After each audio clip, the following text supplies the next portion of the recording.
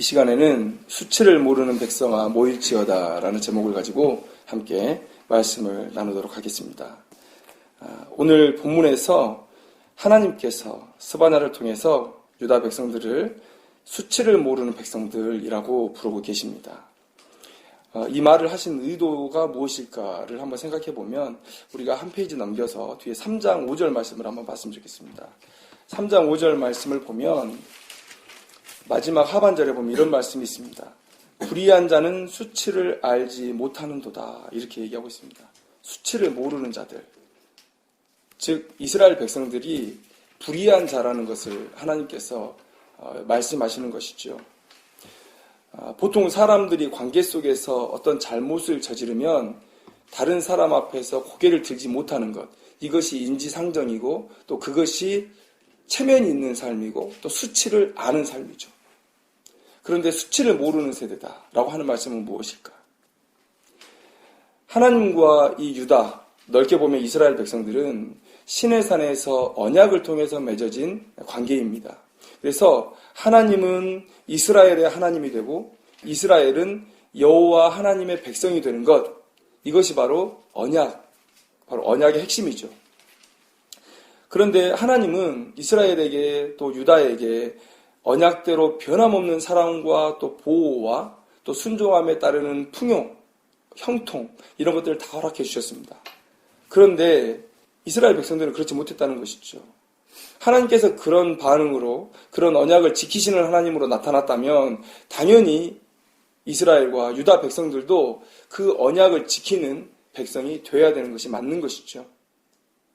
그런데 이 유다 백성들이 이 언약에 있어서의 어떤 기브 앤 테이크의 관계, 하나님께서 주시고 또 하나님께서 받으시고 또 이스라엘 백성은 받고 또 하나님께 드리고 하는 이런 가장 기본적인 언약의 원칙인 기브 앤 테이크의 관계를 무시했다는 거예요. 하나님께 은혜를 받은 민족으로서 당연히 감사하고 언약을 쫓아서 하나님의 말씀만을 듣고 그분의 말씀에만 순종해야 되는 사람들이었는데 그런데 그들은 그렇게 하지 않았다는 거예요. 언약을 깨뜨렸다는 거예요. 그러면서도 얼굴을 뻔뻔히 들고 하나님의 백성으로 바르게 살고 있다고 자부하고 또 당연히 하나님에게서부터 오는 축복을 받을 권리가 내게 있다라고 얘기하고 다녔던 사람들이라는 거예요. 이런 유다 백성들에게 하나님께서 수치를 모르는 백성아라고 부르는 것이 어찌 보면 당연한 것이죠. 당연한 것입니다. 자, 우리는 이 스바냐서 3장 5절의 말씀을 이렇게 묵상한 뒤에 비로소 고개를 이렇게 끄덕이면서 이 세상을 이해하게 됩니다.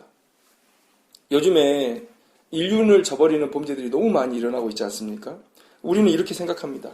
어떻게 사람의 탈을 쓰고 저런 행동을 할 수 있는가? 이런 질문, 이런 답답함이 사람들의 마음속에 항상 울리고 있어요.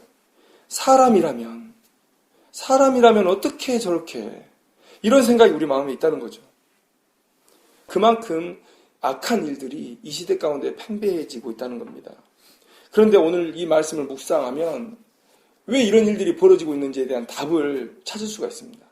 왜요? 불의한 자들은 수치를 몰라요. 악한 자들은 선한 가치를 쫓는 사람이 아니라 악한 가치를 쫓는 사람이죠.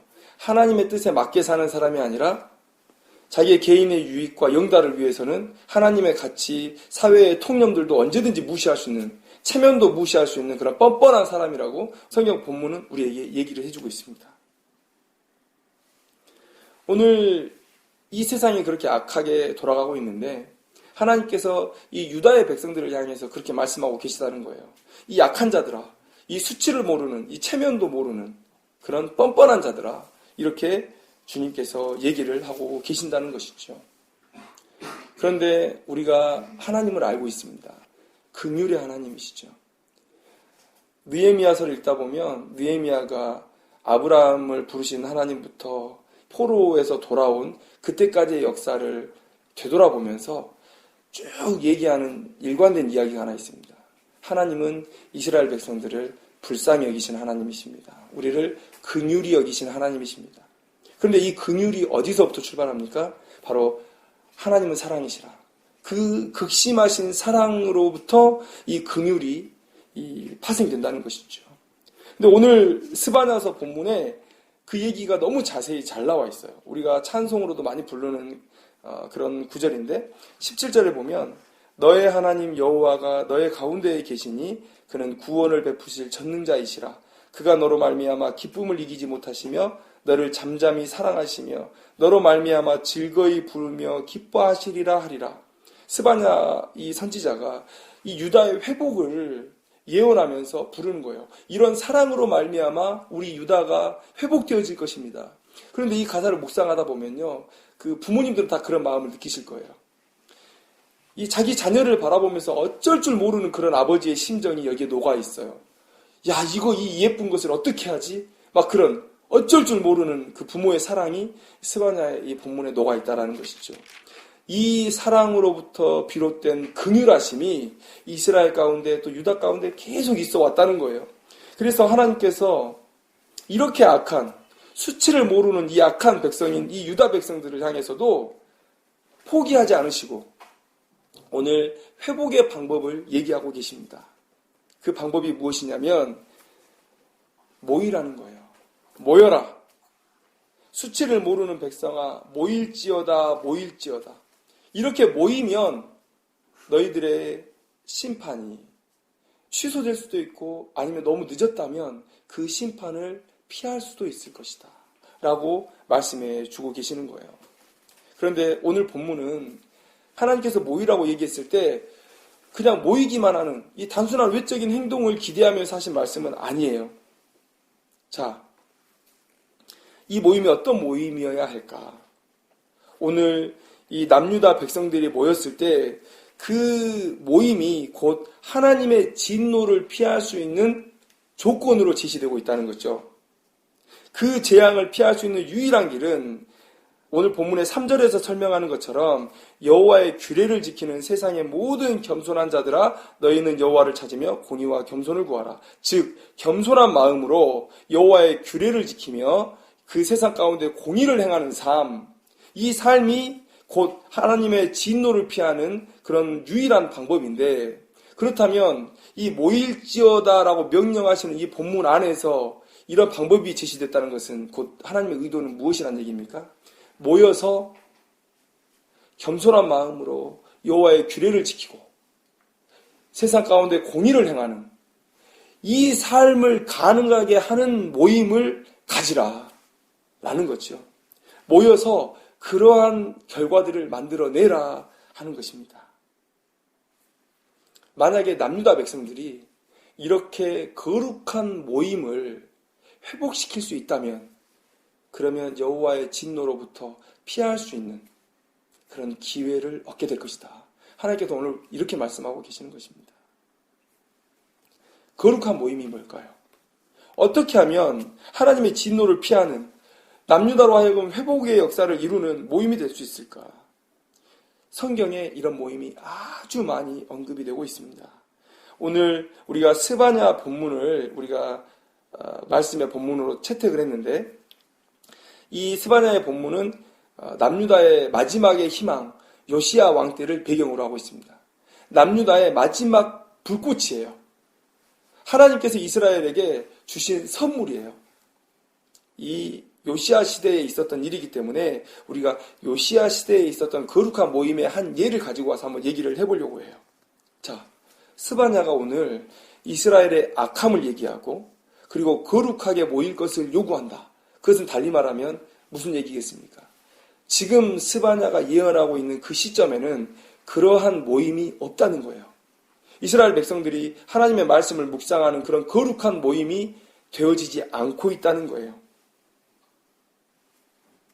스바냐는 8살 때 왕 위에 앉았습니다. 아버지가 악한 왕 아몬이었어요. 2년 정도 다스렸는데 암살을 당합니다. 그래서 그 아들이 8살 때 왕 위에 오르게 돼요. 그런데 그때 이 스바냐가 8살 때 어떤 정치를 제대로 해볼 수 있겠습니까? 그러니까 주변에서 많은 사람들이 이 왕을 좌지우지했어요. 오늘 본문 1장 9절의 말씀을 한번 보시면 그날의 문턱을 뛰어넘어서 포악과 거짓을 자기 주인의 집에 채운 자들을 내가 벌하리라. 여기서 자기 주인은 누굽니까? 곧 남유다의 왕인 요시야 왕을 얘기하는 거예요. 주변에 포악과 거짓을 일삼는 자들이 자기의 주인의 집에 그 포악과 거짓을 채우는 거예요. 그러니까 이 왕이 하나님에게 바른 뜻을 가지고 있어도 그것을 못하게 개인의 영달을 위해서, 유익을 위해서, 쾌락을 위해서 왕을 좌지우지하는 거예요. 아마 이 시대에 스바냐의 예언이 되어진 것 같아요. 이 본문에 나와 있는 거 보니까. 그래서 요시야가 자기 스스로의 그런 통치를 못하고 있을 때, 그럴 때 스바냐가 예언을 했습니다. 그리고 시간이 지나서 요시야 왕이 어느 정도 나이가 들고, 그 다음에 권력을 좀 가지게 되고, 그리고 자기의 뜻대로 통치를 할 수 있었을 때에, 그때 아마 스바냐의 이 예언을 기억했던 것 같아요. 그래서 거룩한 모임을 만들어 갑니다.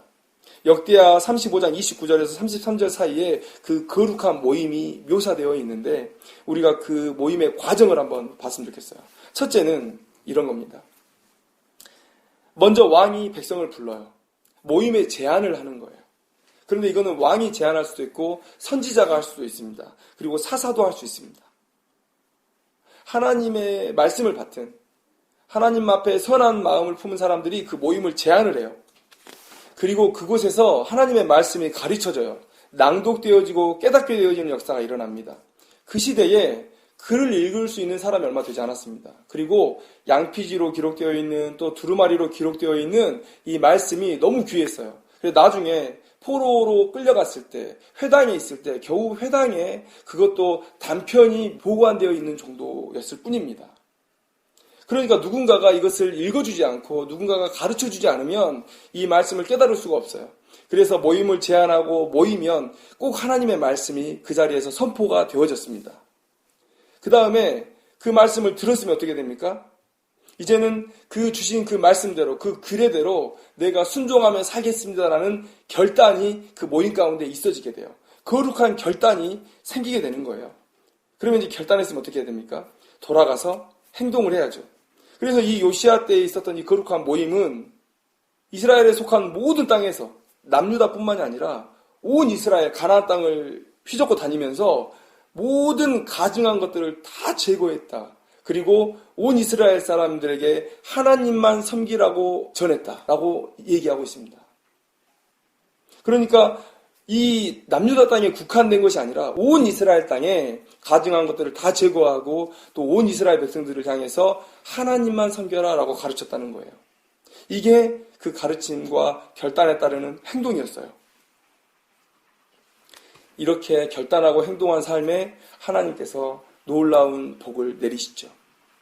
자, 요약하면 그들은 모였고 배웠고 울었고 결단했고 행했고 그리고 모여서 서로 격려해서 끝까지 이 거룩한 삶과 이 거룩한 행동을 완수해낼 수 있도록 서로 격려했다는 거예요.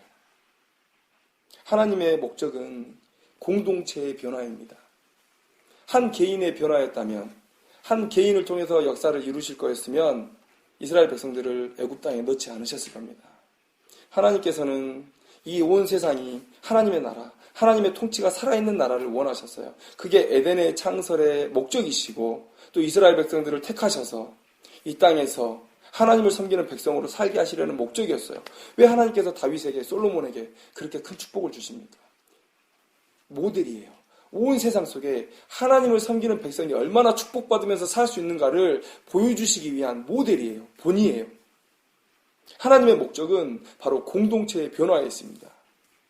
그런데 그 공동체의 변화를 위해서는 한 개인 개인이 모여야 돼요. 그 개인 개인의 변화가 곧 공동체의 변화로 나아갑니다. 세상의 유혹은, 사단의 공격은 우리를 그렇게 혼자서 이겨낼 수 있게 놔두지 않습니다. 그래서 우리는 서로가 격려하고 모여서 함께 걸어가는 그런 일들이 필요하다는 거죠. 그리고 이 일의 가장 좋은 방법이 서로 모이는 거예요. 서로 모여서 배우고 울고 결단하고 행하고 그리고 그 일이 완수될 때까지 서로 격려하고 이런 일들이 그런 거룩한 모임들을 통해서 계속해서 이어질 때 이 세상에 소망이 있는 거죠. 구약의 이 거룩한 모임에 이 유산을 어떤 공동체가 물려받습니까? 교회가 물려받습니다. 그래서 이 시대에 우리는 거룩한 모임을 계속해서 세워나가야 하는 그런 의무를 진 자들이에요. 그런 사명을 가진 자들입니다. 성경의 다른 많은 본문들에서 이런 거룩한 모임이 이스라엘을 깨웠다라는 것을 많이 증거해주고 있습니다. 하나님께서는 출애굽의 과정 속에서 모세를 통해서 이스라엘에게 계속해서 말씀하셨습니다. 이스라엘의 모든 회중에게 말씀하셨어요. 또 여호수아에게 가나안 땅에 들어간 이후에는 그리심산과 에발산에 12지파들을 세워놓고 선포하라고, 거룩한 성회로 모이라고 명령하셨습니다. 사무엘도, 요시야도, 히스기야 때에도 그런 거룩한 모임을 통해서 이스라엘의 부흥이 일어났던 거예요. 더 극적인 장면, 더 명확한 장면을 찾으려면 우리가 에스라 시대의 부흥과 느헤미야 시대의 부흥의 이야기들을 우리가 들으면 됩니다. 훨씬 더 직접적으로 그 거룩한 모임을 통해서 역사하시는 하나님의 능력, 그 능력을 우리가 발견할 수가 있습니다. 이스라엘의 잘됨은, 또 백성들의 복받음은 어김없이 하나님의 백성들이 모였을 때 일어났습니다. 그리고 이스라엘의 타락과 또 이스라엘의 포로로 끌려간 그 나라의 멸망은 이스라엘 백성들이 거룩하게 모이지 않을 때 일어났다는 것을 우리가 기억해야 된다는 것이죠. 이 유다의 백성들이 모이지 않은 건 아닙니다. 모이지 않은 건 아닌데 거룩한 모임이 사라졌다는 거예요. 아까 말씀드렸죠. 배우고 울고 또 깨닫고 결단하고 행하고 서로 격려하는 이 하나님의 뜻 안에서 이루어지는 이런 거룩한 모임이 사라졌다는 거예요. 1장 4절을 한번 볼까요? 내가 유다와 예루살렘의 모든 주민들 위에 손을 펴서 남아있는 바알을 그곳에서 멸절하며 그마림이라는 이름과 및 그 제사장들을 아울러 멸절하며 얘기하고 있어요. 그러니까 우상 숭배를 해왔다는 거예요. 그들은 모였습니다. 그런데 하나님을 섬기기 위한 모임이 아니라 우상 숭배를 위한 모임이에요. 그리고 3장 4절을 한번 보시면 그의 선지자들은, 그러니까 유다의 선지자들은 경솔하고 간사한 사람들이요 그의 제사장들은 성소를 더럽히고 율법을 범하였도다. 그 땅 가운데 제사장과 레위인들과 선지자들은 바로 일을 하지 못했고 백성들은 그런 거룩한 모임을 제한하지 않는 그런 사람들 때문에 서로 각기 소견에 오른 대로 각자 섬길 신들을 골랐던 거예요. 우상 숭배가 팽배해진 거예요. 우상 숭배는 왜 합니까? 나 좋으라고 하는 게 우상 숭배예요. 내 입맛에 맞는 농사를 위한, 목축을 위한, 전쟁을 위한, 물질을 위한, 다산을 위한 그런 신들을 내가 골라서 섬기는 거예요. 매우 자의적입니다. 개인의 유익을 위한 거예요. 이런 우상 숭배가 이 남유다 가운데 판쳤다는 거예요. 이런 사회적인 분위기, 영적 분위기 속에서 하나님께서 유대인들에게 부여하신 언약 준수의 의무는 내팽개쳐질 수밖에 없었다는 거죠. 어떤 모임에서도 하나님의 말씀은 선포되지 않았습니다. 그러니 거룩한 삶에 대한 결단도 없었고 도전도 사라져버렸습니다. 그들이 가진 모임은 하나님의 백성들의 모임이 아니었어요. 가증한 이방인들의 모임과 다를 바 없는 그런 모임이 되어버렸다는 거예요. 그 결과가 어땠는지 1장 12절 말씀을 한번 보실까요? 여호와께서는 복도 내리지 아니하시며 화도 내리지 아니하시리라. 유다 백성들이 이렇게 얘기하고 다녀요. 충격적인 고백이 아닐 수 없습니다. 하나님께서 우상들을 뭐라고 얘기하십니까? 돌이나 나무에 불과하다. 그런데 남유다의 백성들로부터 하나님은 돌과 나무, 허수아비가 되어버렸다는 겁니다.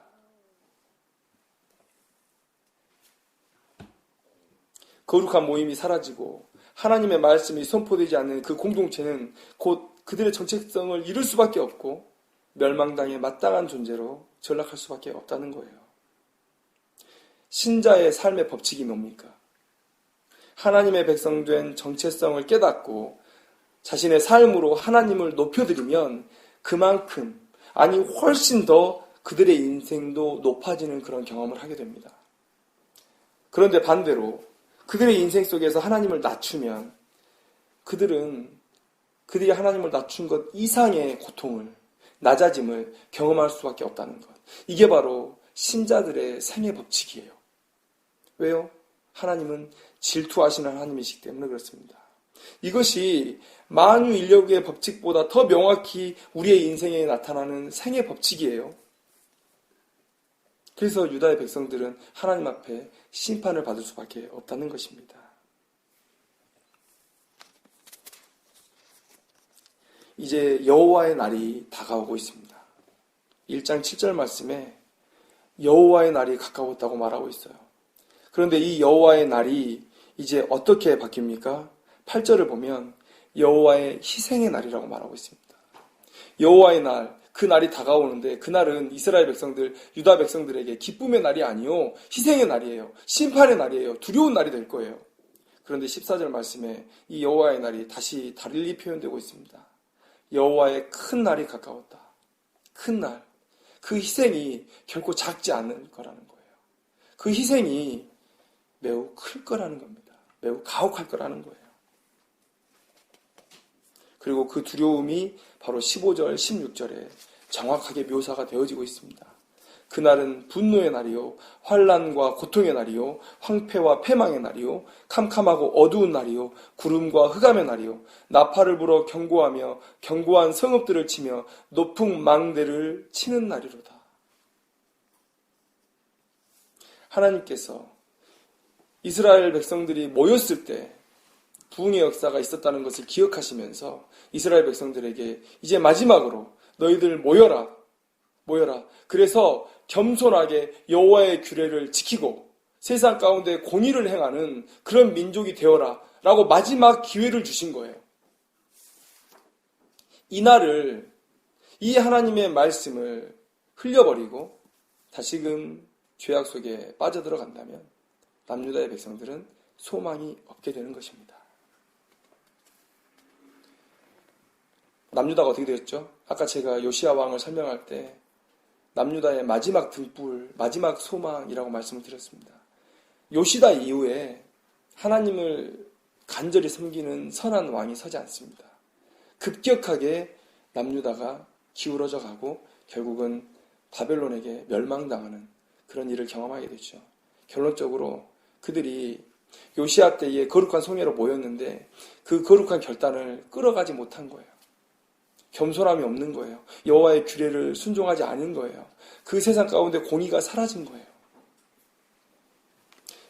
저는 이 스바냐의 예언이 오늘 우리 이 시대에도 매우 직접적으로 적용이 될 수 있다고 생각을 합니다.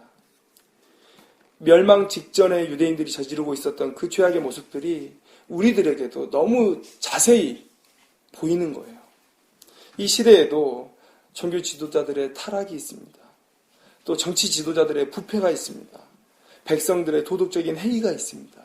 우상 숭배 이단들이 넘쳐나고 있습니다. 물질의 우상화가 되어지고 있습니다. 너무 흡사한 상황을 우리가 경험하고 있다는 것이죠. 그것을 아는 신약의 우리의 사도들, 또 귀한 성경의 기자들은 우리에게 모일 것에 대해서 계속해서 명령하고 있습니다. 사도행전 2장 43절, 47절에 가장 아름다웠던 초대교회의 모습이 묘사되어지고 있는데 그들의 아주 중요한 특징 중에 하나가 뭐냐면 날마다 마음을 같이하여 성전에 모이기를 힘썼다는 거예요. 성전에 왜 모입니까? 하나님의 말씀을 들으려고. 성령의 역사로 변화받은 인생들의 특징, 가장 명확한 특징이 바로 모이기를 힘쓴다는 거예요. 모여서 하나님의 말씀을 듣고 자기의 바르지 못한 삶을 회개하고 그리고 거룩한 삶을 결단하고 그리고 그렇게 나가서 살고 그렇게 사는 동안 서로를 격려하면서 끌어주면서 그 결단이 완수될 수 있을 때까지 교회가 함께 기도하며 나아갔다는 것이죠. 이게 성령의 충만함을 받은 백성들이 당연히 나타내야 될 모습이에요. 얼마나 하나님의 말씀을 듣는 것을 사모했고 간절했으면 날마다 모였다고 얘기하고 있습니다. 날마다 모였다. 히브리서 기자도 히브리서 10장 25절 말씀에 모이기를 패하는 어떤 사람들의 습관과 같이 하지 말라. 그리고 그 다음에 뭐라고 얘기합니까? 오직 권하여. 뭘 권합니까? 하나님의 말씀을 권하라는 것이죠. 말씀을 배우는 거룩한 모임을 가져가라 라는 것이죠. 그런데 이 시대에 거룩한 성회로 모이는 일들이 점점 줄어들고 있습니다. 개인주의화 되어버린 사회에서 이제 각자가 스스로 예배에 대한 정의를 내립니다. 그리고 그들 나름의 방법대로 하나님을 섬기기 시작했어요. 모이지 않습니다. 그리고 겨우겨우 힘들게 모인다면 그 모임의 자리는 하나님이 초점이 아니라 자기 자신이 초점이 되어버린 그런 모임으로 전락하게 돼요. 그래서 모든 예배의 자리에 또 공동체의 모임 자리에 나를 즐겁게 해주세요라는 구호만 넘쳐날 뿐입니다. 뒷짐지고 앉아서 저 목사의 설교가 얼마나 재미있나, 얼마나 나를 졸지 않게 하는가, 하나님의 말씀으로 듣지 않고 그저 하하호호 웃으며 농담을 주고받으면서 그렇게 예배 시간을 때우면 나의 종교의 의무는 다한 것처럼 생각하고 떳떳하게 고개 들고 집으로 돌아갑니다.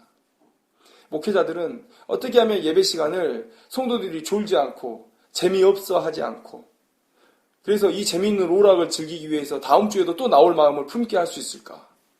이것에 집중하죠. 적절한 순서에 찬양도 넣습니다. 잠을 깨워야 된다고 모든 악기를 동원합니다. 성경책 펴는 거, 갖고 오는 거 힘들까봐 프로젝터로 다 쏴주고, 나를 즐겁게 해주세요라는 구호가 판을 칠 때 하나님의 영광은, 하나님의 자리는 어디에 있는 겁니까? 이게 우상숭배죠. 나를 섬기는 우상숭배. 거룩한 모임이 사라진 것이 이스라엘과 유다의 패망의 원인이었던 것처럼 이 시대의 타락과 그리고 곧 있게 될 패망의 원인도 하나님이 주인 되시는, 하나님의 말씀이 선포되는 이 거룩한 모임이 점점 사라지고 힘을 잃어가고 있기 때문은 아닐까요? 부흥이 있던 때에는요, 이 말씀에 대한 사모함, 이 모임에 대한 사모함이 있었습니다. 그래서 우리 교회 역사의 증언을 보면 목포에서 그 부흥이 있는 평양에 가서 말씀을 듣기 위해서 한 달치 쌀을 등에 짊어지고 걸어 올라갑니다. 평양까지. 그런 사모함이 우리에게 있었습니다. 그리고 그런 모임에 참여하는 모든 사람이 하나님의 은혜를 받고 회개하는 역사가 일어났고요. 그리고 자신에게 주어진 그 쪽복음, 성경책을 다 가지고 살 수 있는 사람 있겠습니까? 그러니까 요한복음 번역된 거라도 갖고 있으면 좋고요. 아니면 성경 한 장 이렇게 찢어진 것도 좋습니다. 그 쪽복음을 들고 날전도라 그래가지고 내가 하루 동안 걸어갈 수 있는 최대한의 거리까지 가서 전도하고 집으로 돌아오는 그런 일들이 우리 가운데 있었다는 거예요. 거룩한 모임이 살아있을 때 한국교회가 부흥했고 이 시대에, 이 사회의 소망이 되었습니다. 그런데 거룩한 모임이 사라졌어요. 내가 주인된 모임으로 전락했어요. 하나님의 말씀을 듣지 않아요. 내 귀를 재밌게 해주는, 내 눈을 재밌게 해주는 그런 모임으로 전락했을 때 이 시대의 교회가 힘을 잃어갔습니다. 그리고 이 사회가 패망으로 치달아가는데 그들을 건져낼 수 있는 그런 수단이 우리에게 없어지게 되었어요. 여호와의 희생의 큰 날이 이제 다가옵니다. 우리가 여호와의 희생의 큰 날이 아니라 긍휼의 하나님을 만날 수 있는 그런 날이 되려면 지금 이 시간 우리가 모여야 됩니다. 거룩한 모임을 가져야 됩니다.